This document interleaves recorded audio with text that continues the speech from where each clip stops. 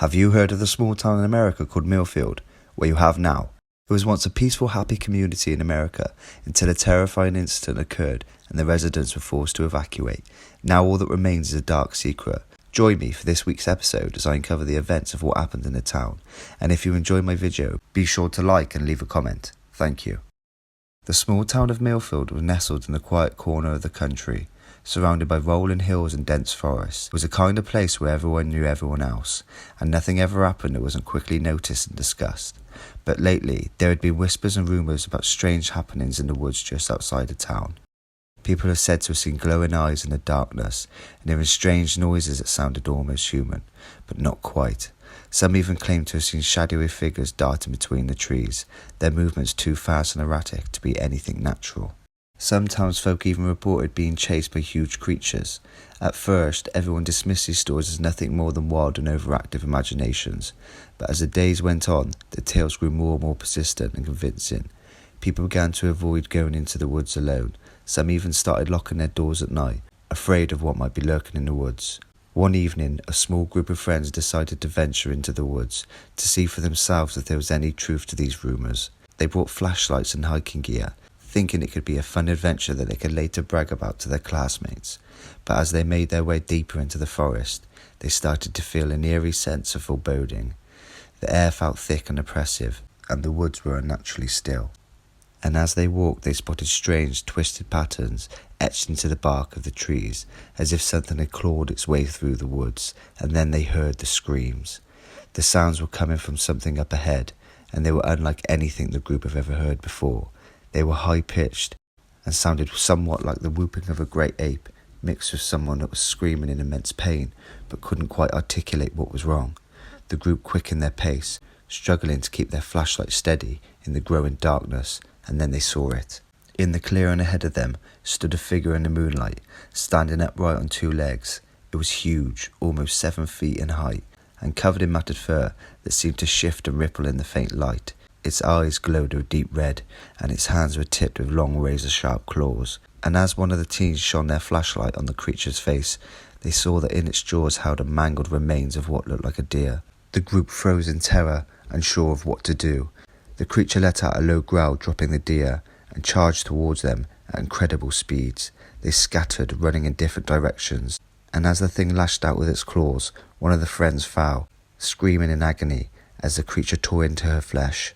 The others kept running, not daring to look back. When they reached the middle of town, they collapsed on the ground, panting and weeping. They barely escaped with their lives, but one of them didn't make it. She was caught and killed by the creature, torn to pieces, and they knew that they had seen something that shouldn't exist in our world. Even though they grew up with tales of monsters in the woods, they never thought any of it could be true, or they would actually discover something terrible. Word of the attack spread quickly, and soon the town was in uproar and a state of panic. The creature had never been so bold before, so people started carrying weapons and locking themselves in their homes, afraid to venture out after dark. The authorities tried to reassure everyone it was just a wild animal, a bear or a cougar, but the locals knew better. They knew that there was something sinister going on, and they had the right to know. They persisted to question the authorities and called town meetings of their own to discuss what could be done, but they were told to do nothing. So in secret, hunters in town took matters into their own hands. They armed themselves with guns, big shotguns used for hunting huge bears and moose. They set off once again into the green, lush woods, turned now into what looks like a dark, twisted mass of menacing bark and roots. The hunters had been searching deep in the forest for days, looking for the creature, and all they found was broken trees and footprints, until one morning a hunter came back to camp, explaining he had found a massive cave not far from where they were. So together they all armed themselves to the teeth and decided to explore the cave. When they saw the entrance, everybody became uneasy. Not one of them had come across this before. With all their time they had spent traversing the woods since children, nobody had ever seen this cave. It was pitch black inside, and the smell of death was in the air. One by one, the hunters hesitantly entered the cave. After hours of descending deeper, they realised that the cave was much larger than they anticipated, and they seemed to go on forever. But then one of the hunters stumbled on the ground. Looking down, shining his flashlight, he saw what he tripped on, a pile of broken bones. He picked up the pieces, examined it to see what animal it came from, but it was clearly the cranium of a human skull. It was obvious who killed the poor souls, the creature they were searching for. 2 of the hunters turned back and left the cave after seeing the human remains. The rest continued going down, their hearts filled with dread and fear. Echoes then came ringing through the walls on either side of them. A loud roar, getting closer, the walls shaking more intensely as heavy footfalls could be heard beating in rhythm to the terrible roars. The once brave hunters returned to school children and started fleeing the caves as quickly as possible, falling and slipping in darkness, trying to scramble to daylight. As they ran, they could hear the beast getting louder. It was gaining on them. They thought they were done for. But as the hunters turned the corner, they saw a light in front of them. It was a small opening in the cave system, and they all squeezed through. Hope filled their hearts as they fell out into the fresh air. The creature could not follow through the gap in the rocks because of its sheer size. In a rage, it started beating its huge fists on the walls and on the grounds of the cave. The hunters jumped to their feet without saying a word to each other, and they darted in the direction of town. Only one of them actually made it back. He was barely alive, clothes torn and his body battered from the ordeal. His left hand had been bitten clean off, and he was in a state of panic. The hunter warned the townspeople and the authorities of the creature. He recounted his story from the caves and their desperate run to get home. He told a tale of there being more than one creature pursuing them after their escape of the caves. The hunters were turned into the hunted. He says the creatures were organised, faster and more agile than anything natural in those woods. They kept out of sight, whilst able to know where the other was. They were talking and screaming to each other in a strange voice, planning which hunter to take next. Somehow the hunter made it back. He had run for days, and soon after he told his tale, he died from his injuries. As the weeks went on, there was even more people reported sightings of the creature in the woods. Some even claimed that it had come into their homes at night, or saw it looking at them through the window, it leaving behind strange markings and carrying off small animals. The town was consumed by fear, unsure of how to defend themselves against the creature. Some people claimed to have shot it, but as the hunter said, bullets have no effect. So out of pure fear, a few families left the town, and the businesses started to close down, their homes abandoned. On a night that would never be forgotten, the creature appeared in the town itself.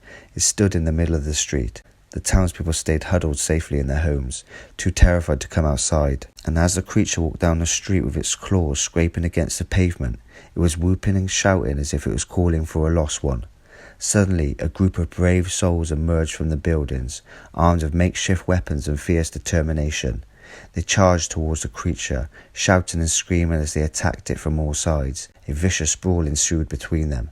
The beast was tearing and ripping people apart like pieces of paper, and the folks' town stabbed and hacked at the beast until it fell back, its fur scorching and smoking as the weapons cut into its flesh. It made a final desperate rush, but was finally killed by the collective efforts of the townspeople. Its massive matted body lay still and lifeless in the street, surrounded by a huge pool of its own blood. The townspeople had also suffered in the engagement, with human limbs and body parts everywhere. But even as they celebrated their victory, they remembered the hunter's story of the other creatures like that one, like the one that terrorized them, lurking in the shadows, now waiting for their chance to strike.